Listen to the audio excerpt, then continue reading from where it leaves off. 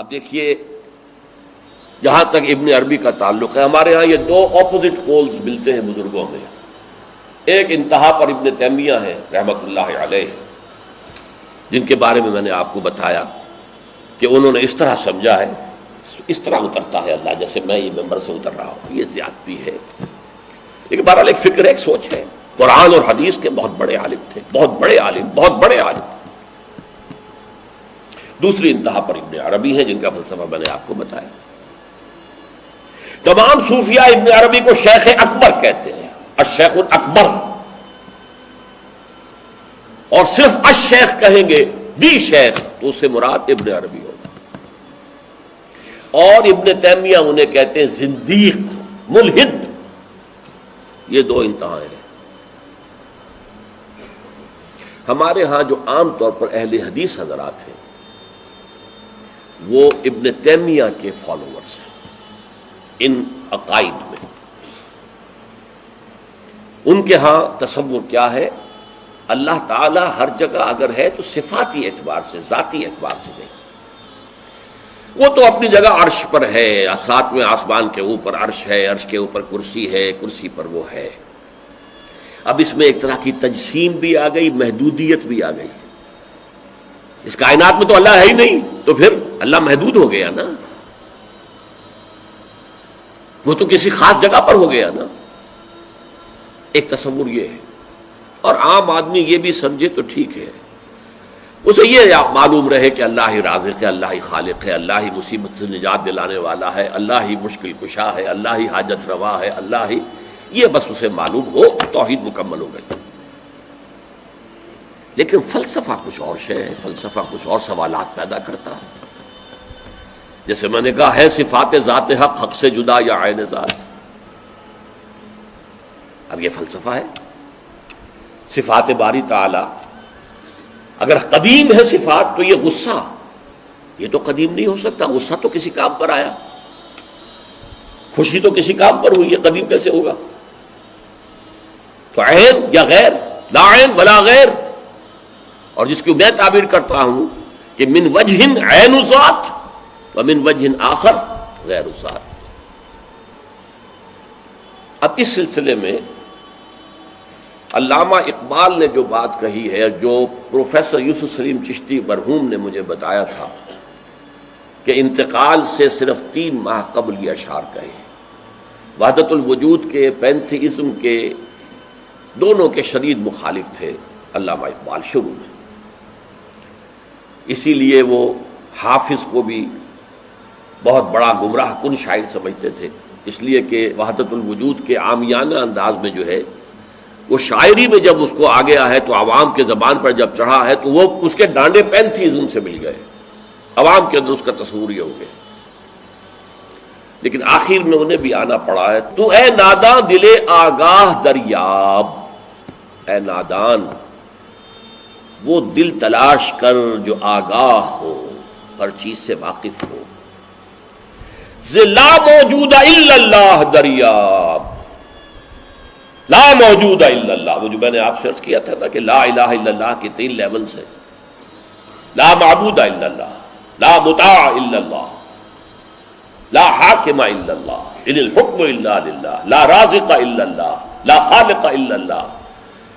اور دوسرا لیول لا مطلوب الا اللہ، لا مقصود الا اللہ، لا محبوب الا اللہ. اور تیسرا لیول لا موجود الا اللہ. ہمارے ٹاپ کے فلسفی اور صوفیاء اس لا موجودہ الا اللہ پر پہنچے. اور 12ویں صدی کے مجدد اعظم شاہ ولی اللہ دہلوی رحمۃ اللہ علیہ، انہوں نے اس میں قول فیصل کہا کہ محی الدین ابن عربی کی وحدت الوجود اور شیخ احمد سرہندی کی وحدت الشہود میں باریک سا فرق ہے تعبیر کا، ورنہ وہ ایک ہی ہے. اور اس کو انہوں نے عنوان دیا توحید وجودی. ہندوستان میں ہمارے بڑے ٹاپ کے شاعروں میں سے تھے عبد القادر بید الفارسی کے. اس وقت تک ابھی اردو کا وجود ہی نہیں تھا، اردو تھی نہیں ہندوستان میں اس وقت. تو شیخ عبد القادر بیدل جو ہیں وہ وحدت الوجود کے بہت بڑے قائد تھے. اور ان کی عظمت کا عالم یہ ہے کہ غالب کہتا ہے طرز بے دل میں ریختہ لکھنا اسد اللہ خان قیامت ہے، کہ بے دل کے انداز میں اردو میں شاعری کرنا، ان تو فارسی میں کی، اردو کو ریختہ کہتے تھے پہلے، یہ نئی زبان جو بنی تھی ریختہ، طرز بے دل میں ریختہ لکھنا اسد اللہ خان قیامت ہے۔ لیکن وہ اسد اللہ خان بھی یہ کہتے ہیں جارو بلا بیار کہ این شرک فی الوجود باگرد فرش سینہ بایواں برابر است۔ دیکھو اگر تمہارے سینے کے اندر شرک فی الوجود شامل ہے، یہ بھی ہے وہ بھی ہے یہ بھی ہے وہ بھی ہے، وجود متعدد ہے، خدا کا وجود علیحدہ ہے، ہمارا وجود علیحدہ ہے، تو یہ گرد کے مانند ہے جو تمہارے سینے کے ایوان پر جو تخت بچھا ہوا تھا اس کے اوپر گرد پڑ گئی ہے۔ اس گرد کو جاروب لا لا موجود الا اللہ، جاروب لا کی جھاڑو سے لا کر صاف کر دو، جاروب لا بیار کہ یہ شرک فی الوجود، وجود دو مان لیے تو شرک ہو گیا، وجود ایک ہی ہے۔ البتہ جب تعین ہو گئی کسی شے کی وہ وجود مختلف ہے، ذات باری سے علیحدہ۔ بہرحال یہ مباحث ہیں اس آیت مبارکہ سے متعلق، اور میں نے آپ کے سامنے ساری بات رکھ دی۔ نہ میں کسی کا مبلغ ہوں، نہ یہ دینی مسئلہ ہے، یہ فلسفے کا مسئلہ ہے۔ اب فلسفے میں بہت سے مسائل ایسے پیدا ہو گئے، سائنس کے مسائل ہیں کہ جو کتاب و سنت یا کم سے کم حدیث کی بعض چیزوں سے ٹکراتے ہیں، اب اس میں آدمی غور کرے گا، سوچے گا۔ اسی طریقے سے یہ فلسفے کے مسائل ہیں جو ہمیشہ سے جن پر کام ہو رہا ہے، لیکن یہ دین جو ہے وہ شریعت اور طریقت کا نام ہے۔ حقیقت کو چھوڑ دو، حقیقت جو ہے بس ہے۔ تم سورج مکھی کے پھول بن جاؤ، تمہاری توجہ ہر وقت اپنی اس ذات جس نے تمہیں پیدا کیا ہے، حقیقت تو وہی ہے، لیکن سورج مکھی کے پھول بن جاؤ۔ لیکن اسے آپ غلط کہیں، مجھے کوئی اعتراض نہیں، لیکن یہ کہ ایک شخصیت کو میں ایسے سے واقف ہوں جو اہل حدیث بھی کٹر تھے اور صوفی بھی بڑے تھے۔ یہ جو ہمارے ہاں مشہور ہے غزنوی خاندان، مولانا عبداللہ غزنوی آئے تھے اور وہ اپنے تصوف کی بعض آراء کی وجہ سے اور بعض اپنی اہل حدیثیت کی آراء کی وجہ سے افغانستان سے نکال دیے گئے تھے، غزنی سے نکال دیے گئے، تو امرتسر میں آ کر آباد ہوئے۔ ان کی اولاد ہے یہ غزنوی خاندان۔ ان میں مولانا داؤد غزنوی رحمۃ اللہ علیہ سے میرا بڑا قرب رہا ہے۔ ان کے پھر بیٹے تھے ابو بکر غزنوی، وہ معروف ہیں، کافی لوگ ان سے واقف ہوں گے۔ داؤد غزنوی رحمۃ اللہ علیہ یہ دو متضاد چیزوں کا مجموعہ تھے، تصوف بھی اور اہل حدیثیت بھی۔ عام طور پر اہل حدیث کی ساری توجہ ظاہر پر رہتی ہے، وہ باطن میں جانتے ہی نہیں، اندر نہیں جاتے، فلسفے سے کوئی تعلق نہیں، لیکن فلسفہ اور تصوف یہ جڑے ہوئے آپس میں جولی دامن کے ساتھ۔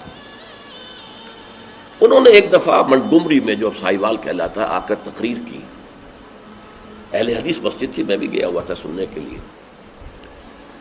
انہوں نے وہ اہل حدیث نوجوانوں سے کہہ رہے تھے کہ دیکھو تم اپنے مسلک پر قائم رہو، ہم غیر مقلد ہیں، ہم کسی کے مقلد نہیں ہیں، نہ ابو حنیفہ کے نہ مالک کے، لیکن کبھی بھی ان ائمہ کی توہین نہ کرنا۔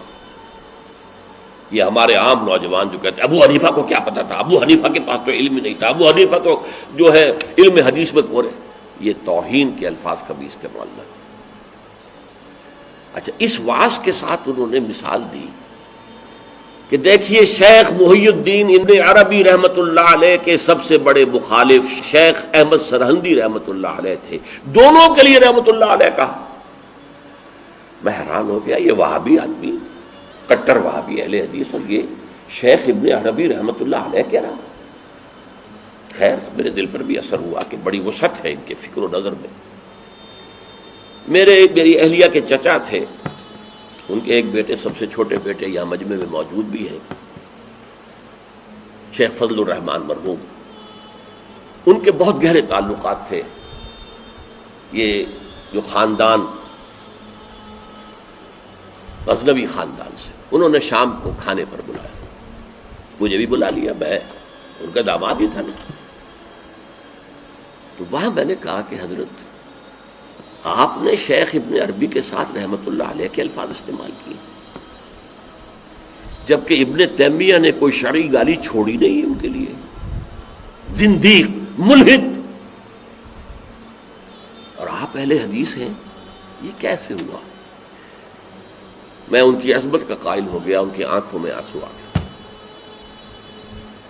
کہنے لگے ڈاکٹر صاحب یہ دونوں ہمارے بزرگ ہیں، ہم خرد ہیں، آپس کے اختلافات وہ جانے، ہم چھوٹے ہیں، خرد ہیں، خرد رہنے ہی میں عافیت سمجھتے ہیں، ہمارے لیے دونوں محترم ہیں. اور مسجد میں انہوں نے ایک مثال بیان کی تھی کہ شیخ احمد سرہندی رحمت اللہ علیہ نے شیخ ابن عربی کے بارے میں اپنے مکتوبات میں لکھا ہے، ما ذل بردار خان ایشانم لیکن چکنم معاملہ صفات باری تعالی است، کہ ہم شیخ ابن عربی کے دسترخوان کے جھوٹے ٹکڑے کھانے والوں میں سے ہیں. کون کہہ رہا ہے؟ مجدد الفسانی کہہ رہا ہے. ما ذل بردار خان ایشانم، ان کے دسترخوان کے سوکھے جوڑے ہوئے جھوٹے ٹکڑے کھانے والوں میں سے ہم ہیں. لیکن چکنم، لیکن کیا کریں، معاملہ سے بات باری تعالی، یہ باری تعالیٰ کی صفات کا معاملہ ہے، ہمیں اختلاف کرنا پڑ رہا ہے، اختلاف ہم کر رہے ہیں، لیکن ہم ان کے دسترخوان کے جھوٹے ٹکڑے کھانے والے. یہ کہہ رہے ہیں شیخ احمد سرہندی رحمت اللہ علیہ، جن کے بارے میں مشہور ہے کہ ابن عربی کا یا تو مخالف اول ابن تیمیہ رحمت اللہ علیہ، اور یا پھر مخالف دوم جس نے جوابی فلسفہ پیدا کیا وہ شیخ احمد سرہندی رحمت اللہ علیہ. تو یہ ہے کہ ان چیزوں کے بارے میں اپنے سینوں کو وسعت دیجئے. آپ ابن عربی کی بات کو چھوڑ دیجئے، پھینک دیجئے، لیکن توہین نہ کیجئے، اس کو خام خواہ کفر سے تعبیر نہ کیجئے. یہ چیزیں جو ہیں، اور پھر ہمارے سارے صوفیہ جو اس کے قائل ہیں، پھر ان سے بدزنی ہو گئی. میں صرف اس لیے کہ وہ بدزنی اور دلی نفرت کا معاملہ ختم ہو جائے میں یہ ساری بحث اس لیے کیا کرتا ہوں، ورنہ میرے عام دروس میں ان مسائل پر گفتگو نہیں ہوتی. بڑے گہرے مسائل ہیں اور ان کا سمجھنا عام لوگوں کے لیے ممکن بھی نہیں ہے، بلکہ عام آدمی کے یہ جس کو کہتے ہیں نا ہوشدار کے رہ بردب تیغست قدم را، ہوشیار رہ جاؤ، یہ تم جو چل رہے ہو یہ تلوار کی دھار کی طرح کا راستہ ہے، کاٹ کے رکھ دے گا تمہیں. جیسے ہم کہتے ہیں پل صراط جو ہے وہ بال سے زیادہ باریک ہوگا اور تلوار کی دھار سے زیادہ تیز ہوگا، جس پر سے گزرنا ہے قیامت میں. یہ کہاوت ہے.